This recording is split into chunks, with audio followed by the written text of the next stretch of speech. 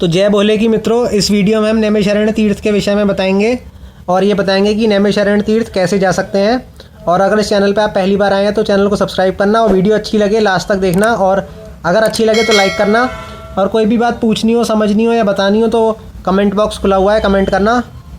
चलिए video start करते हैं। नैमिषारण्य हिंदुओं का एक प्रसिद्ध तीर्थ स्थान है जो उत्तर प्रदेश में लखनऊ से लगभग 80 किलोमीटर दूर सीतापुर जिले में गोमती नदी के तट पर बाईं ओर स्थित है।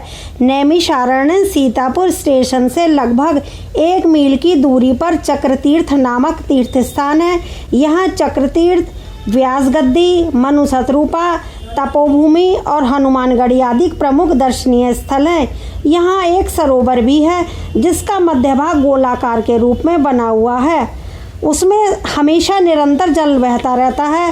अगर आप कभी सीतापुर जाते हैं या लखनऊ जाते हैं तो नैमिषारण्य में अवश्य जाएं और अपने जीवन के पलों को यादगार बनाएं और धर्म का लाभ लें। नैमिषारण्य तीर्थ स्थल के बारे में कहा गया है कि महर्षि शौनक के मन में दीर्घकालीन ज्ञान प्राप्त करने की इच्छा थी। विष्णु भगवान उनकी आराधना से प्रसन्न होकर उन्हें एक चक्र देते हैं और शौनक जी से कहा कि इस चक्र को चलाते हुए आप चले जाइए। जिस स्थान पर यह चक्र की नेमी अर्थात उसकी परिधि जो उसकी सुई होती है वो गिर जाए तो समझ लेना कि यह स्थान पवित्र हो जाएगा। जब महर्षि शौनक यहाँ से चक्र को चलाते हुए निकल पड़े तो उनके साथ 88 सहस्त्र ऋषि भी साथ में चल दिए। वे सब उस चक्र के पीछे पीछे चलने लगे।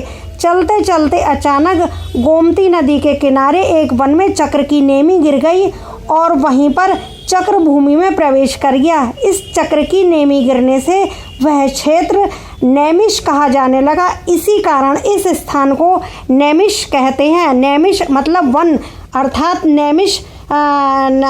नैमिषारण्य।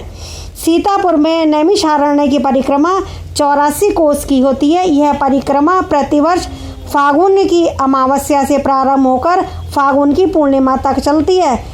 नैमिषारण्य की अंतर्वेदी में यहाँ के अनेक तीर्थ स्थित हैं, जैसे पंचप्रयाग सरोवर, ललिता देवी मंदिर, महादेव गोवर्धन मंदिर, क्षेमकाया देवी मंदिर, जानकी कुंड मंदिर, हनुमान जी मंदिर और अन्नपूर्णा जी मंदिर, धर्मराज मंदिर, विश्वनाथ जी के मंदिर आदि।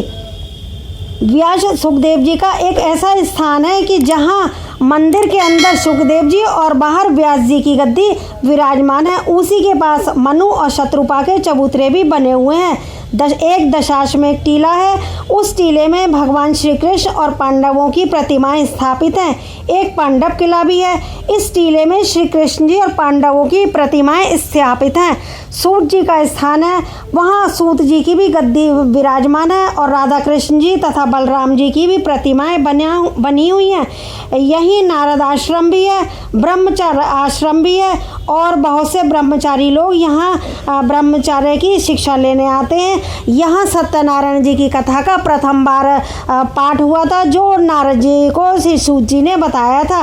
तो इसलिए यह धार्मिक स्थान नैमिषारण्य अत्यंत पवित्र है। चक्रतीर्थ जो कि उसकी चक्रतीर्थ में स्नान करने के लिए 5 या 6 सीढ़ियाँ हैं और पूरा बिल्कुल जैसे भगवान विष्णु जी का सुदर्शन चक्र होता है इसी तरीके से बिल्कुल गोल आकार में बना हुआ है और उसमें कम से कम 7 चक्र तो लगाने ही चाहिए, 7 परिक्रमाएं तो करनी चाहिए और स्नान करें। उसमें बड़ा आनंद आता है, बहुत पुण्य की प्राप्ति होती है, क्योंकि ऐसा स्नान मुझे नहीं लगता कि भारत में कहीं और भी हो।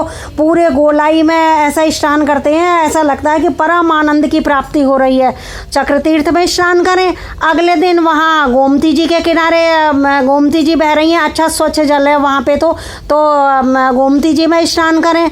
और उसके तत्पश्चात भाई जैसा कि मैंने आपको पहले ही बताया है कि सत्यनारायण जी की कथा का यहीं से प्रारंभ हुआ है, तो सत्यनारायण जी की कथा कराएं, उसका परम आनंद लें, विशेष धर्म लाभ उठाएं। और कहते हैं कि भाई यहाँ श्रीमद् भागवत का पाठ भी अगर 7 दिन कराया जाए तो अति उत्तम फल की प्राप्ति होती है। और खाना पीना अच्छा, सब कम रेटों में बहुत अच्छा शुद्ध शाकाहारी सात्विक भोजन मिलता है। तो वो आप अपने हिसाब से जैसे आपकी इच्छा हो करें। और रहने के लिए, ठहरने के लिए नैमिषारण्य में यदि आपको कमरा लेना है तो काफ़ी कम रेटों में, यदि आप सीतापुर में रहें, लखनऊ में रहें, कहीं भी रहें। लेकिन वैसा मेरी तो अपनी मान्यता ये है कि भाई किसी भी धार्मिक स्थान में जाएं तो कम से कम 3 रात्रि तो वहाँ निवास करें ही, वहाँ विश्राम करें ही। तो इसलिए सबसे उत्तम यही उपाय है कि कम रेटों में वहाँ कमरे भी उपलब्ध हैं, आसानी से मिल जाते हैं, तो आप वहाँ कमरे लें। और सबसे महत्वपूर्ण बात यह है कि पूरा नैमिषारण्य घूमने के लिए या तो आपको पैदल जाना पड़ेगा, क्योंकि कुछ दूरी पे वो काफ़ी घने वन हैं और उनके बीच में ये मंदिर स्थापित है, या फिर एक ठेले नुमा रिक्शा चलती है, उसे खड़खड़ी कहते हैं, फिर आप उसे ले सकते हैं। बाकी और कोई गाड़ी नहीं जा सकती, क्योंकि बहुत तंग रास्ते हैं। तो सबसे उत्तम उपाय तो यही है कि आप पैदल ही यात्रा करें और भाई जीवन में आपने इतने धार्मिक स्थान करें। जो सबसे विशिष्ट साक्षात भगवान जी का स्थान है वो नैमिषारण्य है। और आइए और अपने ये नैमिषारण्य का वर्णन तो वेदों में, पुराणों में, उपनिषदों में, सभी धर्म ग्रंथों में है। और आएँ और धर्म लाभ लें। जय भोले बाबा की जय।